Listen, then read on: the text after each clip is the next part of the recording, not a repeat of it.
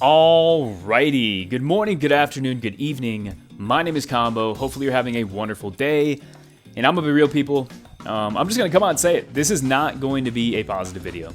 Usually when I do these kind of like state of the game, how's the finals doing, I try to be constructive entirely, right? I might bring up some points that have kind of irked me over time, but I want there to be a silver lining. This is not gonna be that. This is gonna be a full-on, unscripted Combo rant.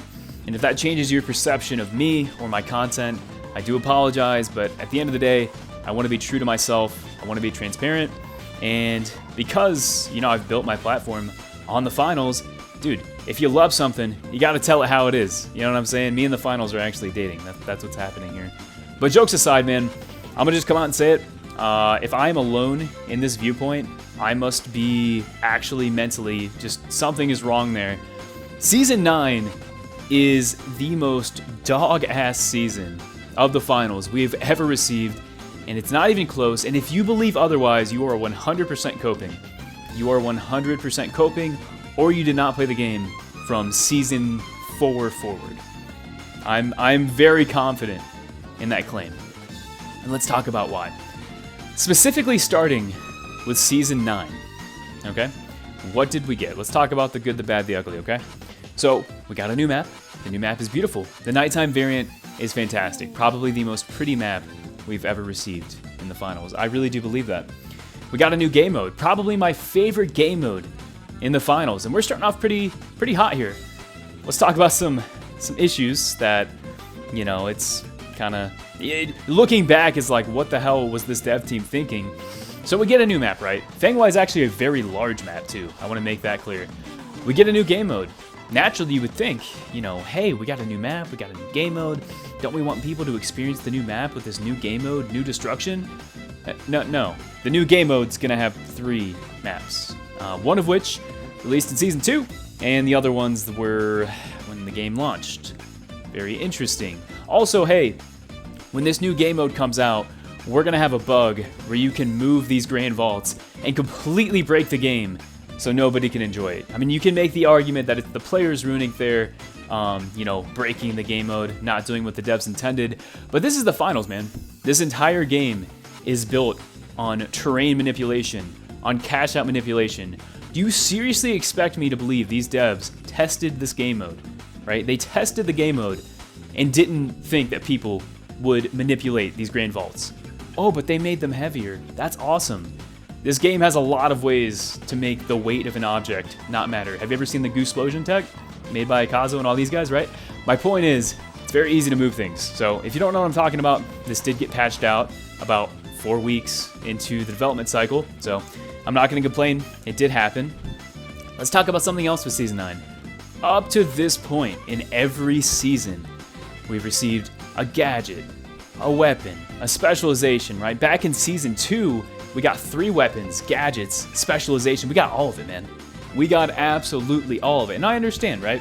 I do believe to an extent, right? You can add too many things at once, and it does feel like bloat. At the time of Season 2, the finals had a much more active dev team. They wanted to retain people, and there's probably a good chance that the things that we got in Season 2 were already developed and ready just kind of to roll out. I feel like that doesn't really get mentioned a lot, but I get it, man. Season 9, not only did we not receive a weapon, a gadget, God forbid a specialization, right? Haven't seen one of those since Season 3 with the Winch Claw. We actually lost a gadget. And you might be saying, Combo, what do you mean? Thermal vision was literally removed from the game. They took thermal vision out of the game in Season 9. And for some people, that might be a good thing, right? Thermal vision's pretty annoying, but not only did we not get anything, we lost something going into the season. That is the most baffling thing I have ever seen. And that leads me to my next point here, my next rant. And oh boy, could I talk about this one for a long time. The identity of the finals is shifting in a way that I think, personally, right, doesn't prioritize longevity, but rather profits and spectacle. And those are two very dangerous things, right? When you think profit and spectacle, I think of the greedy businessman sitting in his chair, watching everything rot before him before he takes all the money and dips out. Now, people might look at me and say, well, Combo, what do you mean by that? I'm talking esports. I'm talking this ranked mentality. I'm talking this toxic competitive mentality that has taken over really just the entirety of the finals, which I find very ironic because going into last season, one of the big improvements that Embark is like really saying, hey, we want new players, yet we're pushing esports. And here's why this is incredibly hypocritical and nonsensical, right? On the dev team. One of the biggest reasons that people don't pick up the finals initially is because, yeah, it's an FPS shooter, yeah, it's an arena shooter, but the way cash out works as a game mode, right? It's different. It requires more thinking. It's not a game mode that you can run in and do brain dead. Most of the people that I've talked to that played cash out for the first time, they'd play 3 games and they were like, damn, I am mentally exhausted. And I remember that all the way back at season 1. So we're going to use a term here. I just want to explain it so people kind of know what I'm talking about. The barrier for entry to any kind of game, doesn't have to be an FPS shooter, it can be anything, is called the skill floor, right? Your ability to come in and have, moderate success or improve at a rate that feels like your time is being invested well and you feel like you can improve and actually compete, right? That's the skill floor. So the finals already has, I would say, in terms of FPS shooters, a pretty high skill floor, right? It's also a slower time to kill in the game, meaning you have to land more shots. A lot of people, and this is going to be a big thing, aim assist in the finals is not as strong as other games, so controller players also have to deal with that. Mouse and keyboard players, dude, I'm going to be real. Aiming a mouse and keyboard when you have to stay on target for longer periods of time, that's more difficult than a game like CS where you can flick over and just one-tap somebody. I don't know, that might be a hot take, but I'm kind of getting off topic there. So what does Embark do, right? So we want new players. We want people to come in and enjoy the game. One of the things they addressed was like, hey, it takes a while for people to unlock things, so we're going to make these beginner classes, and I think that's wonderful. So rather than make maybe a new player queue, a game mode that is specifically designed, maybe your first 50 games, you only get people in this newbie queue.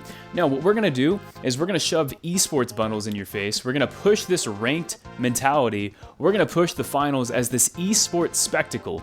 And what does that do, right? When you make a game competitive, when you throw these offers in people's faces saying, we want the best finals players, we want people to be the best they possibly can, you breed a sweaty community. It just naturally happens. The same thing happened to Rocket League when Rocket League, like the pro scene, started going crazy. If we go all the way back to League of Legends, for example, the same thing happened there. Once you introduce esports as a primary focus, and if you tell me that esports in the finals is not a primary focus, once again, you're delusional. Look at the story, okay? You have also raised the skill floor, all right? Because the entire community is being incentivized to reach a higher level in hopes, right, aspirations of playing in esports, all right? So you have a skill floor that is already higher than your typical FPS game, right? Then you add esports on top of that, and you bring that barrier even higher. And now on top of this, we have zero new player progression, or protection, right? Zero. They hop in the game, the tutorial is kind of dog ass, I played it recently. So what do you think happens, right? And I'm guilty of this, I'm guilty of doing this, because once again, the matchmaking does not protect these new players. I'm not saying add skill-based matchmaking, I'm saying protect the new players when they come in. I'll go into a lobby, right? And I'll be using sniper, which most people would agree, pretty bad weapon, right? I'll go in against these guys who've never played the game, and I'll drop a 40-0 game.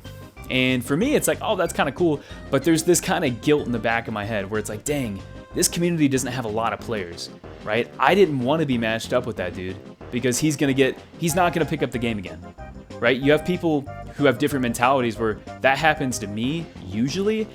My first thought is, oh my God, how did that guy do that? But I make content on the game, right? I'm naturally incentivized to understand that guy's playstyle, break it down, share how to use it, share how to counter it. The average player is going to say, this game is bullshit, I hate this, and they leave, right?